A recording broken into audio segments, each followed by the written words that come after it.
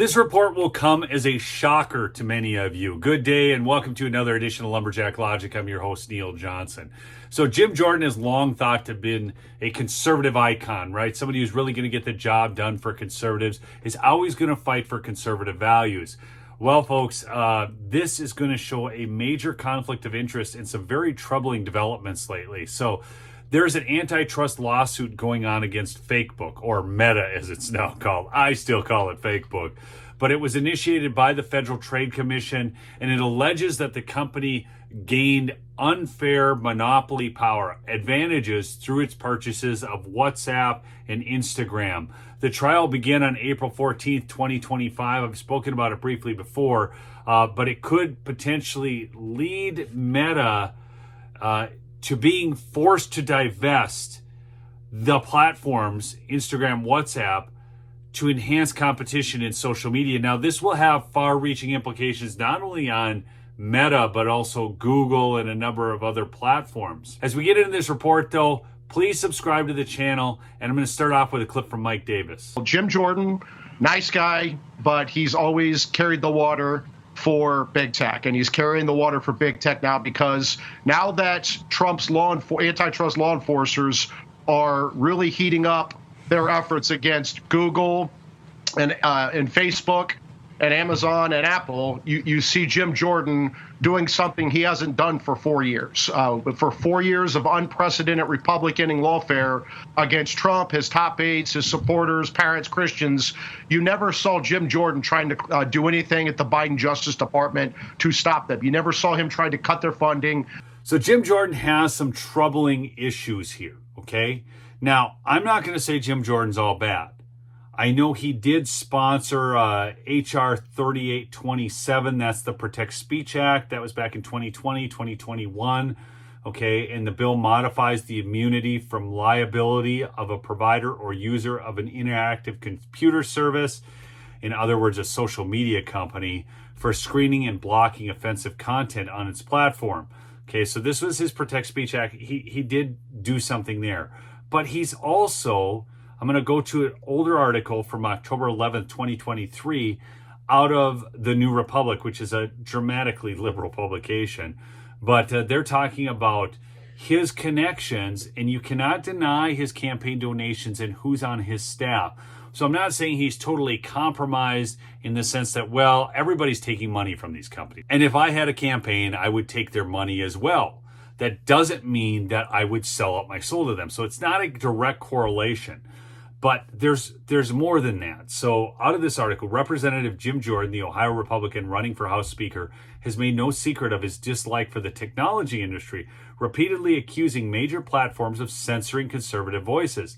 But his outspoken stance belies a duplicity regarding big tech when it comes to his biggest financial backers, whom he's hiring as his advisors, and even the legislation he's quietly tried to kill.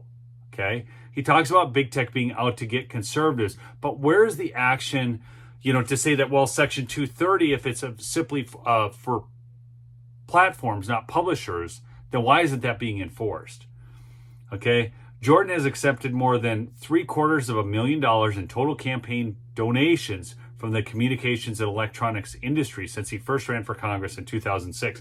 Now, that's telling in and of itself. 2006, we're coming up on 20 years here. It's a bit of time, Jim, according to Open Secrets. And technology companies or industry-friendly organizations sponsored 17 trips worth a combined total of about $39,000 for Jordan and his staff between 2012 and 2023, according to financial disclosure statements reviewed by the New Republic. Jordan also has ties to influential conservative organizations aiming to block or roll back antitrust regulations. His fourth largest campaign donor since the very beginning, excluding the House Freedom Caucus PAC, is Koch Industries. Over the past 50 years, the billionaire Koch brothers' sprawling network has, among other things, sought to slash government regulations on antitrust policies. So this is where Jim Jordan, as we go on with this report from Mike Davis, may be coming from. So let's just understand that. But the other thing here is the background of the people he employs. Okay, Jordan's staff isn't just accepting the tech sector money as a perk either. The representative's office is hiring people whose background predisposes them to oppose antitrust protections. For example, James Tyler Grimm, Jordan's top advisor on tech issues, is an alum of the Antonia Scalia Law School at George Mason University in Fairfax, Virginia. The law school is home to the Global Antitrust Institute, which is funded by tech companies including Google, Amazon, and Qualcomm, and which teaches a more hands-off approach to antitrust regulation. So again, I think he's coming at this from like this principled standpoint. And yet, if you look at the companies, Google, Amazon, Qualcomm, that are funding this, he would be predisposed to kind of rule in their favor. But Google at this point is almost an arm of the government. So where do you go to get your information now? You go to Google, you go to X, you go to Facebook. News breaks, it goes on there. So this has become much bigger than what it was originally, just rating girls online. You never saw him trying to shut down agencies like the Civil Rights Division or the D.C. U.S. Attorney's Office, who are the tips of the spear in this persecution. So what Mike Davis is bringing up here is a great point. The question is, if this is your principled stand, this antitrust lawsuit, and you just feel that we shouldn't engage in this, it's laissez-faire, business can be as big as it wants to be, it can do what it wants to do, why weren't you at least dealing with the governmental bodies? Why weren't you at least dealing with the Civil Rights Division of the Department of Justice? Why weren't you at least standing up more for the J6ers? Why weren't you doing any of this, Jim?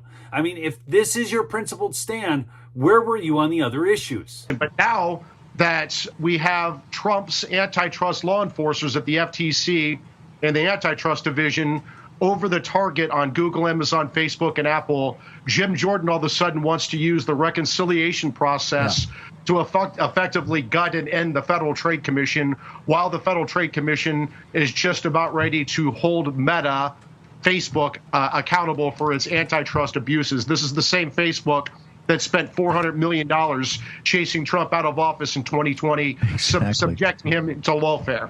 And right there's the big issue, folks. It was over $450 million. Mark Zuckerberg, through the CTCL and the other organization, I can't remember right now, setting up drop boxes in Democrat districts, then utilizing Facebook to censor the president of the United States, to censor his commentary, to censor what would have been his next run for office years before he ran. They used J6 as their cover. They took down his tweet. Remember on Twitter, they took down his tweet where he said peacefully and patriotically, where he told people to go home. All of that was taken down because they didn't want to show you that side. And now Jim Jordan's going to take a principled stand with them that we cannot, and we can't pursue this antitrust lawsuit. There is a real problem with these large social media companies who are trying to exert their power in the political sphere. And they should be broken up at this point. Actually, what should be is they should be held to the standards of not censoring one form of political or religious speech over another. Anyways, we'll see you on the next episode, folks. Peace out.